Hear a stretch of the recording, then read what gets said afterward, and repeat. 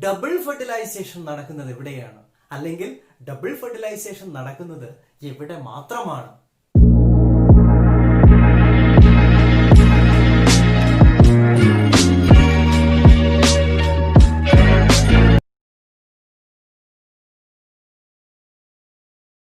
Smart ലോഗസിന്റെ പുതിയ എപ്പിസോഡിലേക്ക് എല്ലാവർക്കും സ്വാഗതം. ഈ എപ്പിസോഡിൽ നമ്മൾ കാണുന്നത് +2 ചാപ്റ്ററായ സെക്ഷുവൽ റീപ്രൊഡക്ഷൻ ഫ്ലവറിംഗ് പ്ലാന്റ്സിന്റെ 4ാം ഭാഗമാണ്. കഴിഞ്ഞ 3 ഭാഗങ്ങൾ കാണാത്തവർ ഡിസ്ക്രിപ്ഷൻ ബോക്സിൽ ലിങ്ക് കൊടുത്തിട്ടുണ്ട്, എടുത്ത് കാണാവുന്നതാണ്. ചാനൽ ഇനിയും സബ്സ്ക്രൈബ് ചെയ്യാത്തവർ ചാനൽ സബ്സ്ക്രൈബ് ചെയ്യുക, ഒപ്പം ബെൽ ബട്ടൺ അമർത്തുക. അപ്പൊ നമുക്ക് എപ്പിസോഡിലെ ടോപ്പിക്കിലോട്ട് വരാം. ഔട്ട്ബ്രീഡിംഗ് ഡിവൈസസ്. ഔട്ട്ബ്രീഡിംഗ് ഡിവൈസസ് എന്ന് പറഞ്ഞാൽ adaptations that favour cross pollination. നമുക്കറിയാം majority of the flowering plants are hermaphrodites. എന്ന് പറഞ്ഞാൽ എന്താണ്? ബൈസെക്ഷൽ ആണ്. ബൈസെക്ഷൽ ഫ്ലവേഴ്സ് ആണ് കൂടുതലും. പക്ഷെ ഈ ബൈസെക്ഷൽ ഫ്ലവർ കൂടുതൽ വരുമ്പോൾ കൂടുതലും ചാൻസ് ഏതിനാണ്? ഓട്ടോഗമി നടക്കാനാണ്, അല്ലെ? അതായത് സെൽഫ് പോളിനേഷൻ നടക്കാനാണ്. ഈ സെൽഫ് പോളിനേഷൻ കണ്ടിന്യൂസ് ആയിട്ട് നടന്നാൽ, കുറെ ജനറേഷൻ തുടർച്ചയായിട്ട് സെൽഫ് പോളിനേഷൻ നടന്നാൽ എന്താണ് problem? It will create inbreeding depression, അല്ലെ? സ്വാഭാവികമായിട്ടും എന്താണ്? സെയിം ജീൻ തന്നെയാണ് ഇൻഹെറിറ്റ് ചെയ്തുകൊണ്ടിരിക്കുന്നത്, വേരിയേഷൻ സ്കോപ്പ് ഇല്ല. അതുകൊണ്ട് തന്നെ there will be deterioration in the quality, അല്ലെ? പ്ലാന്റിന്റെ ക്വാളിറ്റിയിൽ അതിന് ഡിസീസ് റെസിസ്റ്റൻസ് ആയാലും ഈൽഡ് ആയാലും ഓക്കെ, അപ്പൊ അതിന്റെ ക്വാളിറ്റിയിൽ ഡിറ്റോറിയേഷൻ ഉണ്ടാവും. അതിനെയാണ് നമ്മൾ എന്ത് പറയുന്നത്? ഇൻബ്രീഡിംഗ് ഡിപ്രഷൻ എന്ന് പറയുന്നത്.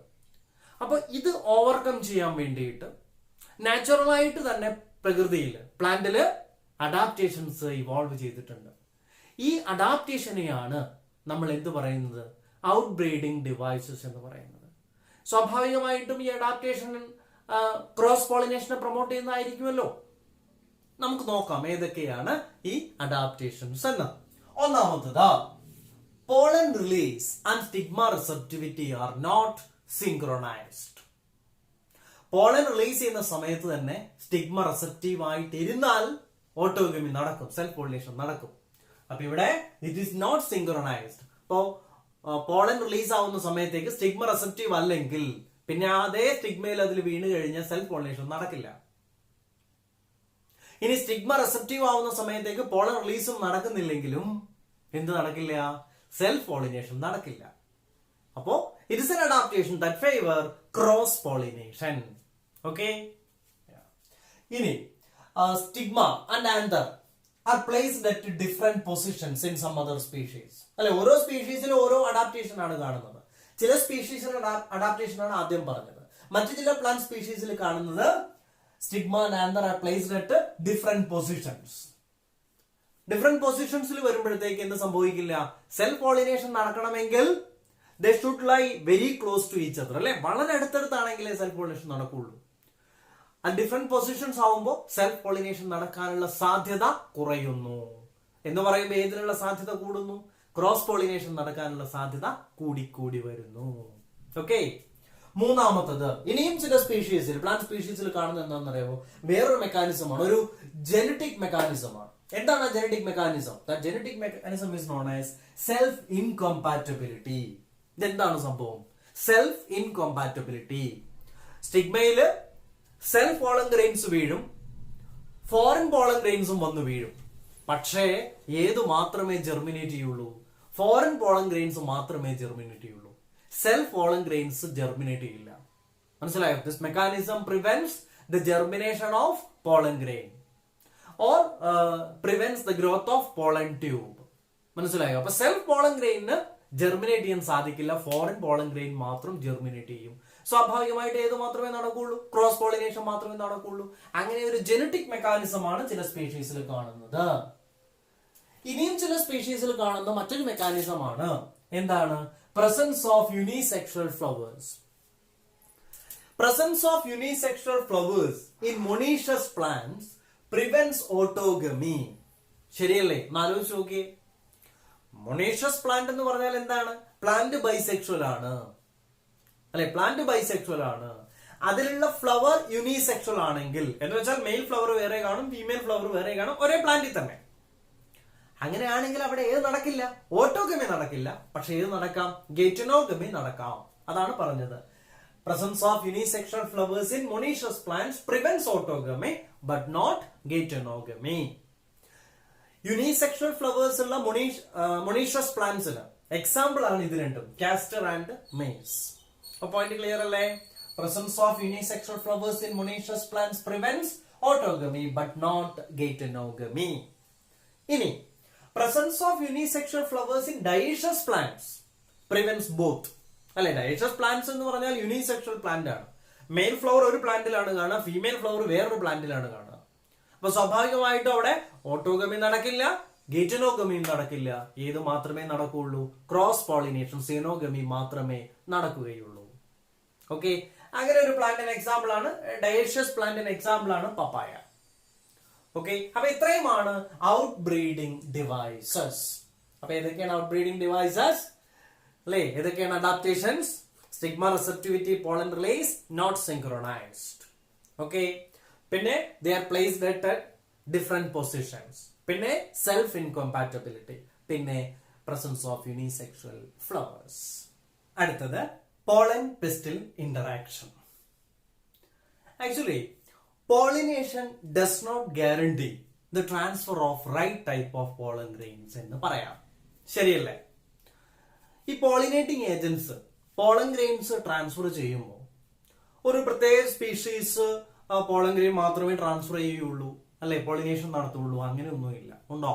ഇപ്പൊ ബട്ടർഫ്ലൈസ് ആണ് ഒരു ഗാർഡൻ വിസിറ്റ് ചെയ്യുന്നതെങ്കിൽ ആ ഗാർഡനിൽ നന്നായിട്ട് നെക്ടർ ഉള്ള, അല്ലെ, നല്ല ഫ്രാഗ്രൻസ് ഉള്ള എല്ലാ ഫ്ലവേഴ്സും അത് വിസിറ്റ് ചെയ്യും. അപ്പൊ സ്വാഭാവികമായിട്ടും പോളിനേഷൻ എന്ന് പറയുന്ന പ്രോസസ്സിൽ ആ ഒരു സ്പീഷീസിന്റെ, അല്ലെ, ഏതെങ്കിലും ഒരു ഫ്ലവർ ആയിക്കോട്ടെ, ആ ഫ്ലവറിന്റെ തന്നെ പോളൻ ഗ്രെയിൻ മാത്രം ട്രാൻസ്ഫർ ചെയ്യണം എന്നൊന്നും ഇല്ല. അതുകൊണ്ട് തന്നെ സ്റ്റിഗ്മയില് pollen grains from different plants, അല്ലെ, ഡിപ്പോസിറ്റ് ചെയ്യാനുള്ള സാധ്യത ഉണ്ട്.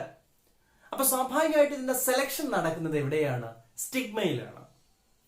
ഓക്കെ, അപ്പൊ പോളൻ പിസ്റ്റിൽ ഇന്ററാക്ഷനിൽ ഒന്നാമത്തെ പോയിന്റ് അത് തന്നെയാണ്. എന്താണ്? Selection. Selection of the right type, അല്ലെ, റൈറ്റ് ടൈപ്പ് ഏതാണ്, റോങ് ടൈപ്പ് ഏതാണ്? റൈറ്റ് ടൈപ്പ് ആണെങ്കിൽ അതിനെ ജെർമിനേറ്റ് ചെയ്യാൻ അനുവദിക്കണം, റോങ് ടൈപ്പ് ആണെങ്കിൽ അതിനെ റിജക്ട് ചെയ്യണം. ഇത് രണ്ടും നടക്കുന്നത് ചെയ്യുന്നത് പിസ്റ്റിലാണ്, takes place at stigmatic surface. Okay, actually selection of the right type of pollen is the result of a continuous chemical communication between pollen and pistil at stigma എന്ന് പറയാം. See, selection of the right type of pollen is the result of continuous chemical communication between pollen and pistil. അപ്പൊ ആ chemical കമ്മ്യൂണിക്കേഷനിലൂടെയാണ് right type of pollen grain select ചെയ്യുന്നത്, അല്ലെങ്കിൽ wrong type reject ചെയ്യപ്പെടുന്നത്. Okay, ഇനി selection നടന്നു കഴിഞ്ഞാൽ after the selection എന്താണ് സംഭവിക്കുക? പോളൻ ജെർമിനേറ്റ് ചെയ്യുന്നു. എവിടെ? സ്റ്റിഗ്മയില്. So after the selection pollen germinates on stigma. Okay, pollen germinates on stigma എന്ന് പറഞ്ഞാൽ എന്താണ് ഉദ്ദേശിക്കുന്നത്? It produce pollen tube. Pollen grain എന്താ പ്രൊഡ്യൂസ് ചെയ്യുന്നത്? Pollen tube. That pollen tube comes out through one of the germ pore. Germ pore അല്ലേ, germination പോർ, അല്ലേ, എക്സൈനില് സ്പോറോപോളൻ ഇല്ലാത്ത region point.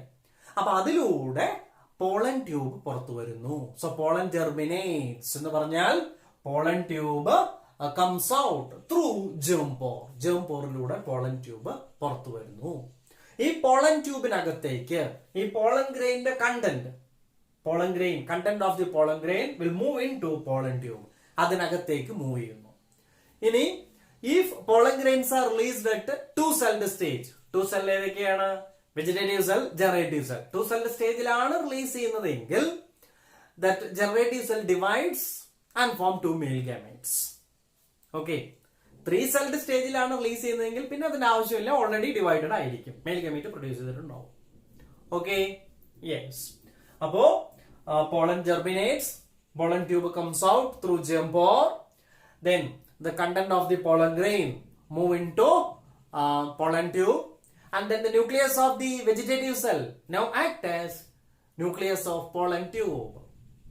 Pollen tube in a nucleus, we can call it as tube nucleus. എന്ത് പറയാം? Tube nucleus എന്ന് വിളിക്കാം. Okay, then this pollen tube grows through style, അല്ലെ? Stigma, പിന്നെ style, പിന്നെയാണ് ഓവറി. 3 parts of pistil, അല്ലെ? അപ്പൊ pollen tube grows through style towards ovary. ഓവറിയിലോട്ടാണല്ലോ എത്തിച്ചേർന്നത്, അതിനകത്തല്ലേ ഒവ്യൂൾ ഉള്ളത്. അപ്പോ it grows through style towards ovary. Then it enters ovule, അല്ലെ? മെഗാസ്പൊറാഞ്ചിയത്തിനകത്തോട്ട് enter ചെയ്യുന്നു. It enters ovule through micropyle. It's a small opening, അല്ലെ? Where integuments are absent, അല്ലെ? അപ്പൊ അതിനകത്തൂടെ മൈക്രോപൈലിലൂടെ എങ്ങോട്ടേക്ക് enter ചെയ്യുന്നു? ഒവ്യൂളിനകത്തോട്ട് enter ചെയ്യുന്നു. Then enters one of the synergids through filiform apparatus, അല്ലെ? അപ്പൊ filiform apparatus എന്താണ്? Specialised cellular thickening of the synergid which guides the entry of pollen tube എന്ന് പറയാം.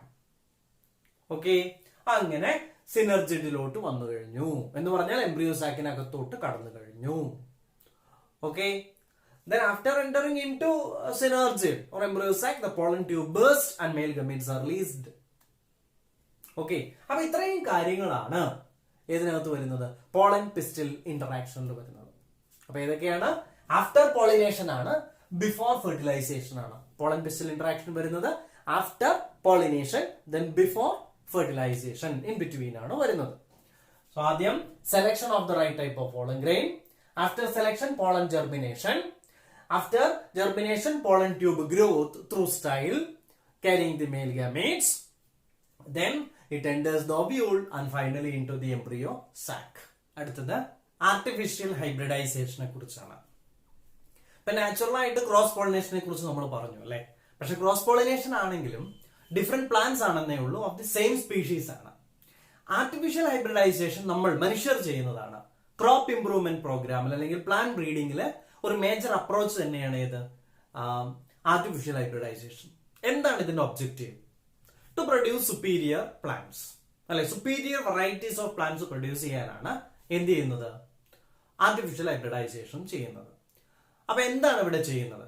Plants of different species or different genera are combined to produce superior variety. Okay, അപ്പൊ എന്താണ് artificial hybridisation? Plants of different species or different genera are combined to produce superior variety, അല്ലെ? അപ്പൊ നമുക്ക് desirable ആയിട്ടുള്ള traits എല്ലാം ആ ഹൈബ്രിഡിൽ കിട്ടണം. ആ ഡിസൈറബിൾ ട്രേറ്റ്സ് എല്ലാം ഉള്ള ആ പ്ലാന്റിനെയാണ്, ആ വെറൈറ്റിയെയാണ് നമ്മൾ എന്ത് പറയുന്നത്? സുപ്പീരിയർ വെറൈറ്റി എന്ന് പറയുന്നത്. ഓക്കെ, അപ്പൊ ഇവിടെ ഈ ആർട്ടിഫിഷ്യൽ ഹൈബ്രിഡൈസേഷനിൽ ദ ടു എന്താണ് പ്രാക്ടീസസ്, അല്ലെങ്കിൽ these two emasculation and bagging are practised during എപ്പോഴാണ്? ആർട്ടിഫിഷ്യൽ ഹൈബ്രിഡൈസേഷൻ എന്ന് പറയാം. എന്താണ് എമാസ്കുലേഷൻ? മസ്കുലൈൻ എന്ന് വെച്ചാൽ മെയിൽ ആണ്. ഈ മസ്കുലൈൻ എന്ന് വെച്ചാൽ മെയിൽ റിമൂവ് ചെയ്യാന്നാണ്. എന്താണ് ഇവിടെ ഉദ്ദേശിക്കുന്നത്? Removal of anthers from bisexual flowers of the female parent. ഇവിടെ പ്ലാന്റ് ബ്രീഡിംഗിൽ മെയിൽ പാരന്റും ഫീമെയിൽ പാരന്റും, ഒരു പ്ലാന്റിനെ മെയിൽ പാരന്റ് ആയിട്ടും മറ്റൊരു പ്ലാന്റിനെ ഫീമെയിൽ പാരന്റ് ആയിട്ടും സെലക്ട് ചെയ്യുന്നത് നമ്മളാണ്. എന്ന് വെച്ചാൽ പ്ലാന്റ് ബ്രീഡർ ആണ്. മെയിൽ പാരന്റ് ആയിട്ട് നമ്മൾ സെലക്ട് ചെയ്ത പ്ലാന്റിന് ചിലപ്പോൾ ബൈസെക്ഷൽ ഫ്ലവേഴ്സ് ആണ് ഉണ്ടാവുക. പക്ഷെ നമ്മൾ അതിൽ നിന്ന് പോളൻ ഗ്രെയിൻ കളക്ട് ചെയ്യുന്നുവെങ്കിൽ പ്ലാന്റ് ബ്രീഡിംഗിന്റെ ടെർമിനോളജിയിൽ it will be considered as male parent. ഇനി ആ പോളൻ ഗ്രെയിൻ എടുത്തിട്ട് ഏത് പ്ലാന്റിന്റെ സ്റ്റിഗ്മയിലാണോ ഡിപ്പോസിറ്റ് ചെയ്യുന്നത്, പ്ലാന്റ് ബ്രീഡിംഗിൽ അത് ഫീമെയിൽ പാരന്റ് ആണ്. ബൊട്ടാണിക്കലി അത് ചിലപ്പോൾ അത് ബൈസെക്ഷൽ ഫ്ലവേഴ്സ് ഉള്ള പ്ലാന്റ് ആയിരിക്കാം. ഓക്കെ, അപ്പോ എന്താ ചെയ്യുന്നേ? ഇവിടെ ഫീമെയിൽ ഫ്ലവേഴ്സ്, അതായത് ഫീമെയിൽ പാരന്റ് ആയിട്ട് കൺസിഡർ ചെയ്ത പ്ലാന്റില് ബൈസെക്ഷൽ ഫ്ലവേഴ്സ് ഉണ്ടെങ്കിൽ അതിന്റെ മെയിൽ ഫ്ലവേഴ്സ് കംപ്ലീറ്റ്, അതായത് ആന്തേഴ്സ് റിമൂവ് ചെയ്യും. റിമൂവ് ചെയ്തില്ലെങ്കിൽ എന്താ സംഭവിക്കുക? അവിടെ സെൽഫ് പോളിനേഷൻ നടക്കും. ഇനി ഇപ്പൊ ഫീമെയിൽ പാരന്റ് ആയിട്ട് കൺസിഡർ ചെയ്യുന്ന പ്ലാന്റില് അത് യൂണിസെക്ഷൽ ഫീമെയിൽ ഫ്ലവർ ആണ്, മെയിൽ ഫ്ലവർ ഇല്ല എങ്കിൽ പിന്നെ ഏത് സ്റ്റെപ്പ് ആവശ്യമില്ല? ഇമാസ്കുലേഷൻ ആവശ്യമില്ല. അപ്പൊ ഇമാസ്കുലേഷൻ എന്താണെന്ന് വ്യക്തമായില്ലേ? Removal of anthers from bisexual flowers of the female parent. എന്തിന്? To prevent self pollination. അതുപോലെ ബാഗിങ്. ബാഗിങ് എന്ന് പറയുമ്പോൾ ഈ female flowers are covered with bag of suitable size. Usually this bag is made up of butter paper. Okay, എന്തിനാണ് ഇത് ചെയ്യുന്നത്? This is to prevent unwanted cross pollination. അല്ലെ, ഫീൽഡിൽ വേറെയും പ്ലാന്റ് ഉണ്ടാവും, ആ പോളൻ ഗ്രെയിൻസും വന്നു വീഴാനുള്ള സാധ്യതയുണ്ട്. അത് ഒഴിവാക്കാനാണ് എന്ത് ചെയ്യുന്നത്? ബാഗിങ് ചെയ്യുന്നത്. Okay, so female flower form ചെയ്യുമ്പോൾ തന്നെ ഇത് ബാഗ് കവർ ചെയ്തിട്ടുണ്ടാവും. ആർട്ടിഫിഷ്യൽ കൺട്രോൾഡ് പോളിനേഷൻ നടത്തിയതിനു ശേഷം വീണ്ടും അത് എന്ത് ചെയ്യും? കവർ ചെയ്യും, റീബാഗ് ചെയ്യും. ഓക്കെ, സോ രണ്ടിന്റെ ഒബ്ജക്റ്റീവ് ക്ലിയർ അല്ലേ? Emasculation to prevent self pollination ആണ്, bagging to prevent unwanted cross pollination ആണ്, ടു പ്രിവെന്റ് കണ്ടാമിനേഷൻ എന്ന് പറയാം. അടുത്തത് ഡബിൾ ഫെർട്ടിലൈസേഷൻ അല്ലേ? സാധാരണ നമ്മൾ പറയുമ്പോൾ ഫെർട്ടിലൈസേഷൻ എന്ന് പറഞ്ഞാൽ സിംഗിൾ ഫെർട്ടിലൈസേഷൻ ആണ് അല്ലെ? ഇപ്പൊ നമ്മളിലൊക്കെ മെജോറിറ്റി ഓഫ് ദി ഓർഗാനിസംസ് എന്താ നടക്കുന്നത്? സിംഗിൾ ഫെർട്ടിലൈസേഷൻ ആണ്. ഡബിൾ ഫെർട്ടിലൈസേഷൻ നടക്കുന്നത് എവിടെയാണ്? അല്ലെങ്കിൽ ഡബിൾ ഫെർട്ടിലൈസേഷൻ നടക്കുന്നത് എവിടെ മാത്രമാണ്? Yes, it is N unique feature of angiosperms അല്ലെ? ആൻജിയോസ്പേമിന് മാത്രമുള്ള ഒരു ഫീച്ചർ ആണ് ഏത്? Double fertilisation. ഓക്കെ, അപ്പൊ എന്താണ് സംഭവിക്കുന്നത്? പോളൻ ട്യൂബ് നമ്മൾ പോളൻ പിസ്റ്റൽ ഇന്ററാക്ഷനിൽ കണ്ടു. എന്താണ്? Pollen tube enters into the embryo sac അല്ലെ, into the synergid. Embryo സാക്കിലോട്ട് വരുന്നത് വൺ ഓഫ് ദ സിനർജിഡ് ആണ്, ഗൈഡഡ് ബൈ ഫിലിഫോം അപ്പാരറ്റസ് ആണ്. After entering into the embryo sac എന്താ സംഭവിക്കുന്നത്? Pollen tube burst and male gametes are released into cytoplasm of the synergid. Male gametes are released into cytoplasm of the synergid. അപ്പോൾ രണ്ട് male gametes ഉണ്ട് അല്ലേ? Out of the two male gametes, one male gamete fuses with egg to form zygote, N plus N, to N diploid zygote. This fusion is known as syngamy. ഇതാണ് സാധാരണ ഫെർട്ടിലൈസേഷന് synonymous ആയിട്ട് ഉപയോഗിക്കുന്ന terminology. കാരണം സാധാരണ കേസിലൊക്കെ fertilisation എന്ന് പറഞ്ഞാൽ ഇത് മാത്രമാണ് അല്ലെ? Fusion of male and female gamete and formation of zygote. Okay, ഇനി the next male gamete fuses with polar nuclei, N plus N, രണ്ട് ന്യൂക്ലിയൈ ഉണ്ട് അല്ലെ? polar nuclei and forms primary endosperm nucleus, triploid അല്ലെ? N N N, അപ്പൊ triploid, and this fusion is known as triple fusion. Okay, അപ്പോ since two fertilization occurs at a time, ഏതൊക്കെയാണ്? syngamy and triple fusion. It is known as double fertilization. അപ്പൊ double ഫെർട്ടിലൈസേഷന്റെ product ഏതൊക്കെയാണ്? Zygote ഉണ്ടാവുന്നുണ്ട്, പിന്നെ primary endosperm nucleus ഉണ്ടാവുന്നുണ്ട്. ഈ zygote develop ചെയ്തിട്ട് embryo ആയിട്ട് മാറും അല്ലെ? നെക്സ്റ്റ് ജനറേഷൻ പ്ലാന്റ് ആയിട്ട് മാറും. പെൻ ഡെവലപ്പ് ചെയ്തിട്ട് എൻഡോസ്പേം ഉണ്ടാവും. എന്തിന്? To nourish the embryo. Next, about post fertilization structures and events. Fertilization നടന്നു കഴിഞ്ഞാൽ എന്താണ് സംഭവിക്കുന്നത്? ഫെർട്ടിലൈസേഷൻ നടന്നു കഴിഞ്ഞാൽ ഈ എൻഡോസ്പേം ഡെവലപ്മെന്റ്, അതേപോലെ രണ്ടെണ്ണമാണല്ലോ ഡെവലപ്പ് ചെയ്യുന്നത്. ഒന്ന് സൈഗോട്ട് ഡെവലപ്പ് ചെയ്തിട്ട് എംബ്രിയോ ആയിട്ട് മാറും, പെൻ ഡെവലപ്പ് ചെയ്തിട്ട് എൻഡോസ്പേം ഡെവലപ്പ് ചെയ്യും. ഇതിൽ ആദ്യമായിട്ട് ഡെവലപ്മെന്റ് നടക്കുന്ന ഏതായിരിക്കും? എൻഡോസ്പേം ഡെവലപ്മെന്റ് ആയിരിക്കും. എന്തിനാണ്? എൻഡോസ്പേം ഫുഡാണ് അല്ലെ? To nourish the embryo. അപ്പൊ എംബ്രിയോ ഡെവലപ്പ് ചെയ്യാൻ ആവശ്യമായിട്ടുള്ള ഫുഡ് മെറ്റീരിയൽ പ്രൊവൈഡ് ചെയ്യുന്നത് എൻഡോസ്പേം ആണ്. അപ്പൊ ആദ്യം നടക്കുന്നത് ഫെർട്ടിലൈസേഷൻ നടന്നു കഴിഞ്ഞാൽ ആദ്യം നടക്കുന്നത് ഏതിന്റെ ഡെവലപ്മെന്റ് ആണ്? എൻഡോസ്പേമിന്റെ ഡെവലപ്മെന്റ് ആണ്. Okay, in the most common type of endosperm development, primary endosperm cell pen undergoes many rounds of free nuclear division. എന്താണ് ഈ free nuclear division? Immediately cytokinesis നടക്കില്ല അല്ലെ? സെൽ വാൾ ഫോർമേഷൻ ഫോളോ ചെയ്യില്ല immediately. അതാണ് free nuclear division. അപ്പോ primary endosperm nucleus undergoes many rounds of free nuclear division which will produce many nuclei. That is known as endosperm. At this stage is known as free nuclear endosperm. എൻഡോസ്പേമിനെ നമുക്ക് എന്ത് വിളിക്കാം? Free nuclear endosperm എന്ന് വിളിക്കാം. നമ്മൾ കുടിച്ചിട്ടുള്ള അല്ലെ, എല്ലാവരും കഴിച്ചിട്ടുണ്ട്, taste ചെയ്തിട്ടുണ്ട്. ഏത്? ടെൻഡർ കോക്കനട്ട് വാട്ടർ, ഇളനീര്, കരിക്കിൻ വെള്ളം അല്ലെ? ഇളനീര് കുടിച്ചിട്ടില്ലേ? ആ വെള്ളം ആക്ച്വലി എന്താണ്? ഫ്രീ ന്യൂക്ലിയർ എൻഡോസ്പേം ആണ്. ഓക്കെ, പിന്നെ subsequently cell wall formation takes place.